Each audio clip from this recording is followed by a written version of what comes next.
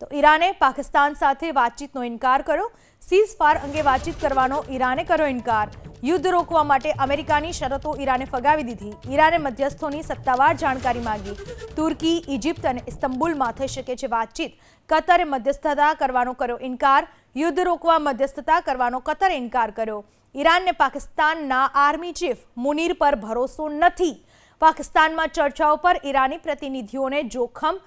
મુનીર દગો આપી શકે છે તેવી ઈરાનને આશંકા।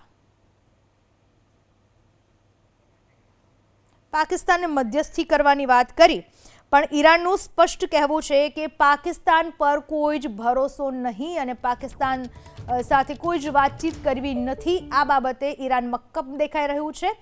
યુદ્ધ રોકવા માટે અમેરિકાની શરતો ઈરાને ફગાવી દીધી। ઈરાને મધ્યસ્થીની સત્તાવાર જાણકારી માંગી। તુર્કી, ઇજિપ્ત, ઇસ્તંબુલમાં વાતચીત થઈ શકે। કતરે મધ્યસ્થતા કરવાનો ઇનકાર કરી દીધો। યુદ્ધને રોકવા મધ્યસ્થતા કરવાનો કતરનો ઇનકાર। બીજી બાજુ પાકિસ્તાન, જેના ઉપર આર્મી ચીફ મુનીર પર ભરોસો ના કરી શકાય એવું ઈરાનનું કહેવું છે। પાકિસ્તાનમાં ચર્ચાઓ પર ઈરાની પ્રતિનિધિઓને જોખમ છે। મુનીર દગો આપી શકે છે એવી ઈરાનને આશંકા છે।